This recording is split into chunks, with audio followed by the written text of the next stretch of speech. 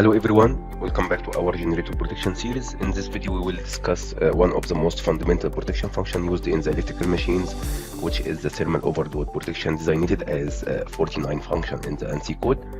This protection plays a vital role in preventing the equipment damage caused by excessive heating, which can occur not only during the fault condition but even under normal loading due to the electrical and mechanical losses. We will look at how heat is generated, the effect of thermal stress, and the various operating conditions that can lead to overheating. So let's get started and explore how function 49 ensures the safe and reliable operation of rotating machines. So the thermal overload protection identified by the ANSI code 49 is designed to protect the electrical machines against the excessive heat buildup caused by resistive and other electrical losses such as copper losses, eddy currents, and high stresses effects. So it's important to understand that the thermal stress occurs even during normal operation, and when conditions exceed the safe limits, overheating can quickly damage insulation and reduce equipment lifespan. Excessive heat can result from several operating conditions, including high load torque or extended running times affecting the stator, phase failure leading to unbalanced currents, and situations like high switching frequency, long startup duration, or rotor blockage that impacts the rotor's temperature. So to prevent such damage, temperature monitoring plays a key role. Traditionally, devices like bimetal strips, temperature sensors, or IDMT type relays were used to provide a thermal protection. However, modern digital relays have significantly improved this function by using mathematical models to continuously estimate the internal temperature of both stator and rotor. This digital approach enhances the accuracy and flexibility, allowing for better protection settings, easier testing, and fine-tuning of the thermal protection schemes. So the overload protection function starts its temperature calculation after the value K, which is exceeded, and the calculation of the temperature variation is done individually for each phase current, assuming that the maximum permitted continuous current I maximum of the protected object is known. So the overload factor K can be calculated as shown. So the constant equal to I maximum continuous divided by the IN of the protected object, and the approximate values of the K to be equal to 1.05 up to 1.1. So when the thermal storage of the overload protection reaches a fill of 100%, which is the limit temperature, the protected object is switched off by the protection function. Switching on the protected object again is not possible until the calculated temperature falls below a predefined value. So as a rule, the value of the thermal warning stage, which is theta of warning divided by theta of off, equal to 0.5 to 0.99, is referred in our screen. So as you can see, here is a sample of the parameter setting of the Siemens 7UM62 relay.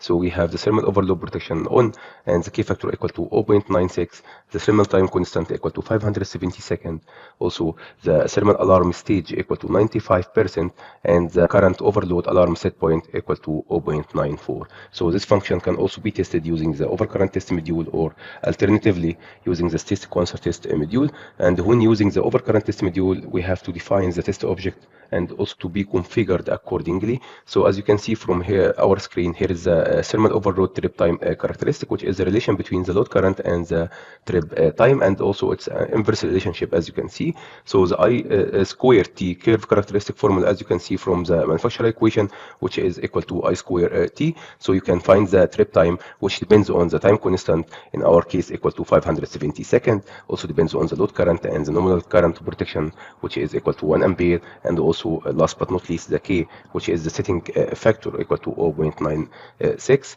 And on the other hand, we have the general OMICRON equation for calculating the trip time, which depends on the multiple of the backup value indicated here as M.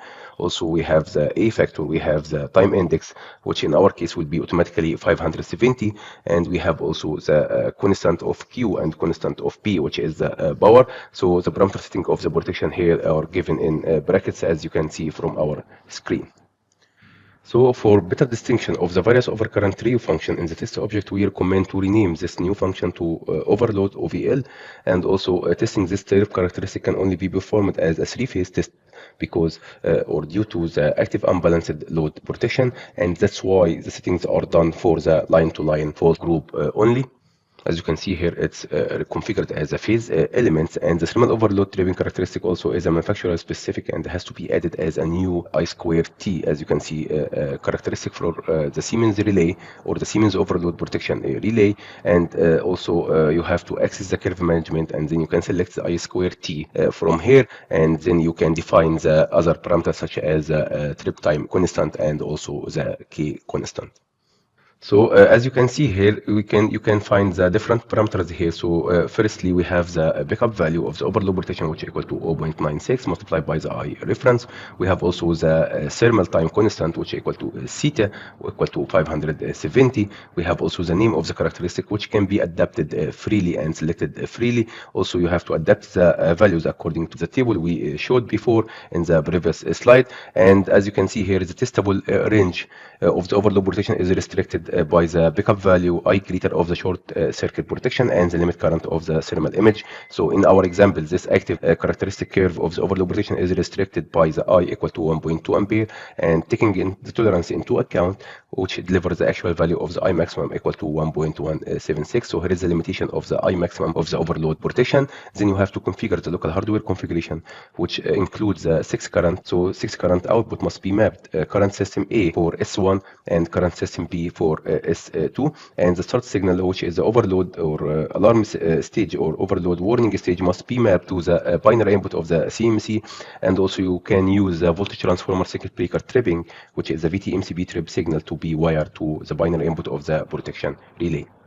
So you can test the current stage pickup and drop off of the overload protection using the ramping module. So simply here we have a two ramp. The first ramp is used to detect the pickup value, and second ramp is used to detect the drop off value. And you can differentiate here by the binary trigger condition. So in ramp 1, the start contact will change from 0 to 1, and the drop off ramp 2, the binary trigger will be start changing from 1 to 0. And here is a nominal value, which is equal to 940 milliamp, and also it will be used here as a nominal value for the pickup of ramp 1, and 0.95% from this value to be the reset or the drop off value. Also, you can get the reset ratio by calculate or by defining the calculated assessment here to give you the drop off divided by the pickup value, which can be more than 95% in the normal cases.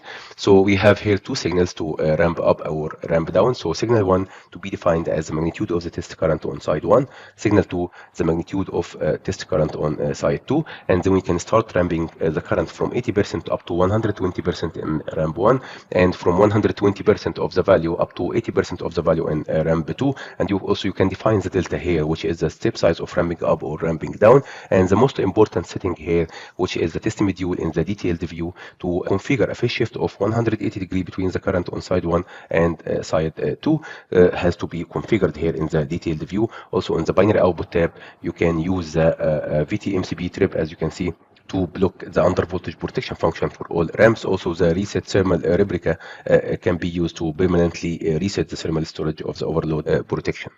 Second test, how to test the thermal overload protection trip time using the overcurrent dedicated module. So here is the test module, and you can find out the characteristic test. So there is no need here to test the pickup and the drop off test.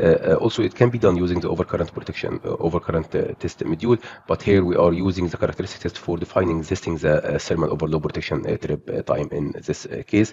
So the hardware configuration also will need a 6 current. So the current system A S1 is mapped to minus L1 minus L2 minus L3, and the current system P is mapped to IL1, IL2, IL3. And in this module, we will need the trip command here to be mapped to the CMC binary input, and then you can test the 3-phase fault type is selected, as you can see, and the test points here are selected in a way that the test time are not too long. Also in the fault tab here, you can notice that the load current is 0, so there is no need to any pre-fault current. And the most important parameter here, which is the absolute maximum time, has to be set longer than the maximum expected trip time, which is TI greater. So in our case is 1500 seconds. Enable the manual reset of the thermal image also can be done manually to allow the user to reset the thermal image. And in the trigger condition here, we will use the trip contact as a trigger condition. So testing the tripping characteristic can only be performed as a 3-phase test, as we can see, due to the unbalanced load protection.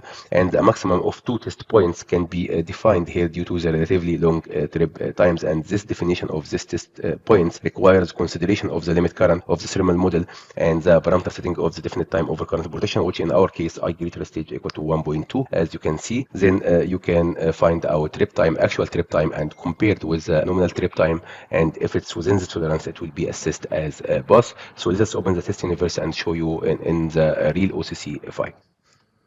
So here is the OCC file of the Siemens 7UM621, and if you double click the test object, you will see the overload TOL. If you double click this overcurrent RU file, you will see the directional behavior here is non-directional, and here is the relative tolerance and absolute tolerance for the current and for the time.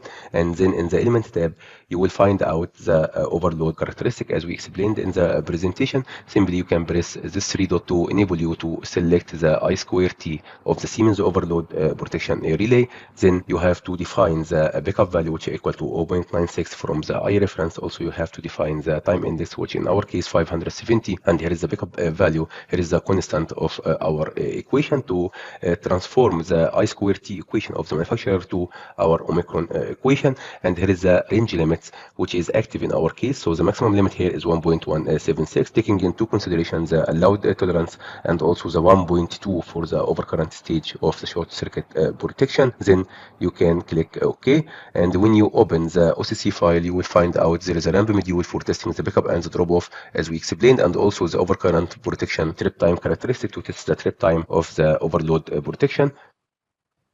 So if you click here, you will find out that we are using the 3-phase mode, and you can enter any test points in this range from 0.96 up to 1.176, and also you can move the cursor and add multiple points, but take into consideration that the test shots will take a long time, which like 679 seconds and 1060 seconds and so on. So it will take a long time. And here is the trigger condition to be used with the trip contact as we explained, and the start condition to be taking the time reference as a fault inception. There is the setting tab also to define the pre-fault current in case if you need the absolute maximum time to be more than the most expected trip time in our case. And that's it, and thank you for watching this video, and stay tuned for the next video.